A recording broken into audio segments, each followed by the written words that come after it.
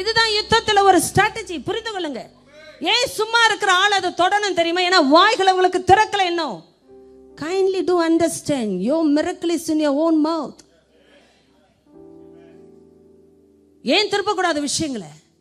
காலேபு ஏன் சத்தம் போட்டான் கவனிங்க. ஏன் அந்த வைராக்கியத்தை பாருங்க. அவன் குடும்பம் இஷ்யூவா அது. தான் குடும்பத்துக்காக பேசினா. இன்ஃபேக்ட் அவன் தான் குடும்பத்தை நினைக்க கூட இல்லை. அவனுக்கு நினைப்பெல்லாம் ஆண்டவர் சொன்னபடி நம்ம ஜெயிக்கணும், ஆண்டவர் சொன்னபடி நம்ம சுதந்திரிக்கணும், ஆண்டவர் சொன்னபடி நம்ம வாழணும். அவ்வளவுதான். கரங்களை தட்டுங்களை. தேவன் மகிமைப்படும்படி, ஆண்டவர் மகிமைப்படி எழும்பும்படி நமக்கு கிருபை தருவார், நிச்சயம் தருவார். இன்னொன்னு கவனிச்சீங்களா? அவன் பேசி கொண்டுதான் இருந்தான், ஜெயன்னு வரல. நான் உடனே போய் அதை ஜெயித்துக் கொள்ள கேட்டவர்கள் அவன் இன்னும் ஜெயிக்க கூட இல்லை. காலை கூட அவன் இன்னும் யுத்தத்துக்காக வைக்கல, சுற்றி பார்க்க தான் வைத்தான். கால் மிதிக்கும் தேசம் எல்லாம் யாருக்கு சொந்தம்? உங்க கால் தான், ஆனா அவருக்கு சொந்தம். இது எப்படி? கரங்களுக்கு. இதுக்கே நம்ம ஆண்டவருக்காக வாழணும்ன்ற அவர் சொல்றாரு, உன் கால் எனக்கு வேணும், ஆனா நடக்கும்போது நான் சுதந்திரிக்கணும், நீ இருக்கிறதுனாலே நான் வரணும். அப்படி ஆண்டவர் இன்னைக்கு சிலரை பிரித்தவர் பேசிக்கொண்டிருக்கும் போது பலரையும் அந்த மைனாரிட்டிக்கு நேரம் அடைக்கிறத நான் பார்க்கிறேன். சிலரை பிரித்திருக்கிறா, ஆனா பலரும் அதில் சேர்ந்து கொள்ள முடியும். எத்தனை பேர் நான் அந்த கூட்டத்தில் இருக்கணும்? அந்த யோசுவா காலேபின் கூட்டத்தில் நான் மரணம் வரையும் இருக்க நான் ஆயத்தம். எனக்கு மெஜாரிட்டி எப்படி இருந்தாலும் பரவாயில்ல, ஆண்டவருக்காக நிற்கிற அந்த சிறுபான்மையின் கூட்டத்தில், ஓ பயப்படாதே சிறுமந்தையே என்று கர்த்தர் கூப்பிடுகிற அந்த கூட்டத்தில் நான் இருக்க விரும்புகிறேன். அது கிதியோனின் கூட்டம், பராக்கிரமசாலிகளின் கூட்டம். அது பயந்தால நின்றாக. புரிந்து கொள்ளுங்க. நீங்க ரொம்ப கிதியோனுடைய நெக்ஸ்ட் சாப்டர்ல ஒரு சின்ன ஒரு ட்விஸ்ட் நான் பார்த்தேன். ஒரு கால் என்ன, கிதியோன் பயந்தாங்கொள்ளின்னு வேற பேசி கேள்விப்பட்டிருக்கேன். கிதியோன் கோழை. கிதியோன் அதனால்தான் திராட்சை ஆலைய ரசம் வடிகிற அந்த திராட்சை ஆலையின் பக்கத்துல நின்று போரடித்தானா, தானிய களஞ்சியத்தை விட்டானா, ஆலையாடுகிற திராட்சை ரசம் இருக்கிற இடத்துக்கு போனா. என்னங்க, எதை போரடித்தானோ ஆண்டவர் காட்டினார். உனக்கு ஒன்று தெரியுமா? மீதியானவருடைய சக்தி சாய்த்து கொண்டு போகும் சக்தி. I hope you are listening to me very carefully.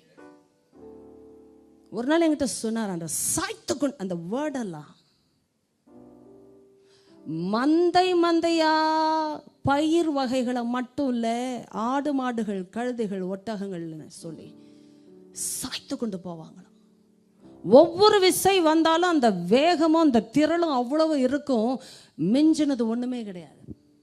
அவ்வளவாய் சாய்த்து கொண்டு போய் அவ்வளவாய் தேசத்தை பாழாக்கினால மீதியானியரால் ஒடுக்கப்பட்ட இஸ்ரவேலர்கள் கர்த்தரை நோக்கி முறையிட்டாங்களா. நான் எதையும் ப்ரிப்பேர் பண்ணி வரல, ஸ்பாட்ல சொல்லி கொண்டிருக்கேன். கவனிங்க. இந்த ஸ்டேஜ்ல ஒரு மனுஷனுக்கு இருந்தது கோழத்தனம்னா, அவன் கையில கோதுமை மணி இருந்திருக்காது. somebody is receiving that vision. அவன் இழந்த கூட்டத்தில் இருந்திருப்பான்னா அவன் கையில மட்டும் ஏன் கோதுமை மணி? எல்லாரும் இழந்து முறையிட்டு இருக்கிற நேரத்துல ஒரு மனுஷன் கையில கோதுமை மணி இருக்க போய் தான் அவன் பத்திரமா அதற்காக போராட துணிந்தபடியினால்தான் அவன் திராட்சை ரசம் ஆலையாடுகிற இடமா இருந்தாலும் பரவாயில்லை, அதை அவன் அடித்து கொண்டிருந்தான்னா. அவனுக்கு இருந்த தைரியம், பயத்தின் நடுவிலும் இருந்த தைரியத்தை எத்தனை பேர் இன்றைக்கு பெற்றுக்கொள்ள ஆயத்தம்னு சொன்னார்? பயத்தின் நடுவிலும்.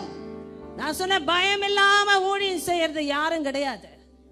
பயம் இல்லாம போர் முனையில் நிக்கிறவங்க யாரும் கிடையாது.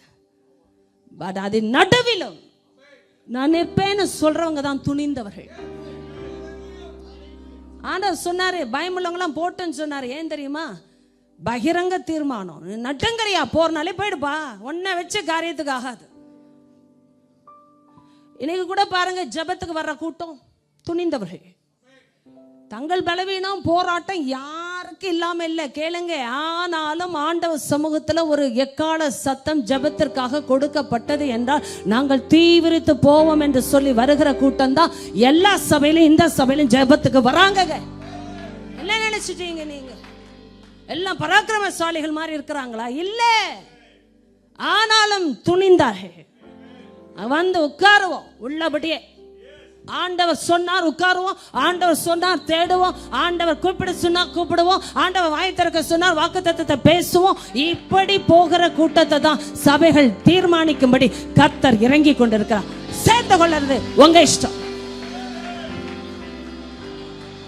Do you think that I have come to speak about that little flock which is found among these people here? நான் பிளான் பண்ணாம தான் சொல்லேன். ஜெபத்துக்கு வாங்கன்னு அழைப்பு தான் வரும். ஓடி வர்றது யாரு? ஓடி வர்றது யாரு? எல்லாம் நல்லா இருக்கிறதுனால தான் ஓடிய சிரமம் இல்லவே கிடையாது. வசனத்தை அந்த பின்பற்ற உள்ளம் பாருங்க. ஆண்டவர் சொல்லிட்டாரா, சரி மனிதரை ஏற்படுத்தினீங்களா, போ சுற்றி பார்க்கணுமா பார்ப்போம். எந்த நம்பிக்கையில நான் ஒன்னா சுதந்திரிப்பேன். என் கால் மிதிச்ச இடம் எனக்கு சொந்தம், அது கர்த்தர் எனக்கு கொடுத்ததுன்னு நடக்கிற ஒரு ஆளு. எவ்வளவு பெரிய விஷன் பாருங்க. வரப்போற எதிர்ப்பு தெரியவே தெரியாது. காலேபுக்கும் யோசுவாக்கும் கூட வரவங்க எல்லாம் ஃப்ரெண்ட்ஸ் தானே நினைக்கிறோம். அப்படிதான் நினைக்கிறோம் பாருங்க. இப்ப கூட பக்கத்துல இருக்கிறவங்க எல்லாம் நம்ம கூட தான் இருக்காங்க நினைக்கிறோம். எல்லா திராட்சைகளையும் தூக்கிட்டு வரும்போது என்ன பாட்டு, ஏசு ராஜா முன்னே செல்கிறார். ஏன்னா திராட்சைக்குள்ள கையில் இருக்கிற சந்தோஷம்.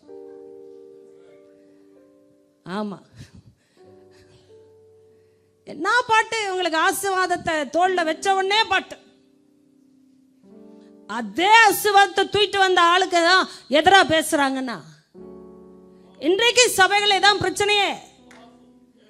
கர்த்தர் நல்லவர்னு எப்ப பாடுறீங்க? ஏதாவது செஞ்சாதானே. எப்படிமா செய்யாமலே இருக்கும் போதுன்னு உங்களுக்கு தோணும் போது நல்லவர்ன்ற பெயர் அவருக்கு தான் உரியது என்பதை புரிந்து கொள்வதுதான் ரட்சிப்பின் கண்ணோட்டம், ரட்சிப்பின் பார்வை. கவனிங்க, ஏதேதோ சத்தம் போட்டுட்டு இருக்கு உலகத்துல, இந்திய தேசத்திலேயே. ஆண்டவருக்காக சத்தம் போடுற சேனையை கர்த்தர் தான் வைத்திருக்கிறார் இன்னும் உயிரோட. நீங்க அந்த சிறுபான்மையின் கூட்டத்தில் இணைந்து கொண்டாலே போதும், கர்த்தர் உங்களை முன்னேற செய்வார். ஹல்லேலூயா. போராட்டம் எல்லாருக்கும் தான் இருக்கு, குடும்பங்கள்ல இருக்கு, கம்யூனிட்டியில இருக்கு. அதான் எல்லாம் பாருங்க, ஒன்னு செய்யணும்னா இன்னொன்னு செய்யறதுக்கு ஒரு கூட்டம் இருக்கு. ஆனா அந்த மனத்தாழ்மை இருக்கா? ஆண்டவர் சொன்னாரே அதற்காக தானே இவர்கள் பேசுகிறார்கள்னு ஒரு மனத்தாழ்மை இல்லை பாருங்க. அடங்க முடியல, 10 பேருக்கு அடங்க முடியல. எப்படி 10 பேரா சேர்ந்தாங்கன்னு எனக்கு புரியல. வீட்டில் போய் சாப்பிட்டுருப்பாங்கன்னு நினைக்கிறேன் ஒருத்தர் போய். எப்படி 10 பேருக்குள்ள வருமானம்? நான் நல்லா கவனிக்க, நீங்கள் எவ்வளோ மெஜாரிட்டியாக இருந்தாலும் பரவாயில்ல. எனக்கு மெஜாரிட்டியெல்லாம் காலி ஆகிட்டு இருக்கு உலகத்தில். ஒன்று காலியாவது நான் இன்னும் கேட்டுட்ருக்கோம், நீங்களும் கேட்குறீங்கன்னு நினைக்கிறேன். மெஜாரிட்டியில் நாங்களாம் அழிக்கும்படியெல்லாம் ஜம் பண்ணக்கூடாது. எல்லாம் ஆண்ட சித்தமே கிடையாது. உட்காந்து யோசிக்கணும். பாருங்க, உங்கள் கை கூட உயரமில்லை, என் கூட உட்காந்து யோசிக்கணும். என்னை உட்கார வைத்தீரல்ல, அப்படிலாம் பேசணும். இப்போ என்னை யோசிக்க வைத்தீரு, அப்படி யோசிக்கவே. ஏசியா 10 ஒரு நாள் பெரியவர் சொன்னா எனக்கு தாங்கவே முடியல. மெஜாரிட்டின்னா நம்மளாம் மைனாரிட்டி ஆகிறதுலாம் அவர் பேச்சு. அவர் வேற மாதிரி சொல்லிட்டார். இந்த மாதிரி சிறு பிள்ளை உட்காந்து விரல் விட்டு எண்ணுன்ட்டார். அவங்க மெஜாரிட்டியெல்லாம் சின்ன பிள்ளைக்கு கூட 1 2 3 போட முடியும்ட்டார். அதுதான் அந்த ஸ்டேட்டுக்கு ஒரு ஆள் வந்தாச்சுன்னா அப்புறம் பிள்ளையோட உட்காந்து எண்ண வேண்டியதான். எந்த பைபிள்னு பார்க்குறீங்க, பார்த்துக்கோங்க. நீங்கள் படிக்கிற அதே பைபிள் தான். அவர் வந்தால் எங்களுக்கு ஒரே குஷி. நீங்களும் அப்படிதான் குஷி ஆகணும். அதுதான் ஜப நேரங்கள். அவர் வந்துட்டார்னா இருக்கிற ஒரு தைரியம், அடே அப்பா நீங்கள் இப்படியும் பேசுவீரா, நீங்கள் இப்படியும் செய்ய போகிற, நீ இதையும் சாதிப்பீரா என்பதெல்லாம் அவரால் வரக்கூடிய நிச்சயங்கள். அவரால் நிச்சயம் முடியும் சொன்னவங்க எத்தனை பேர் இருக்கிறீங்க?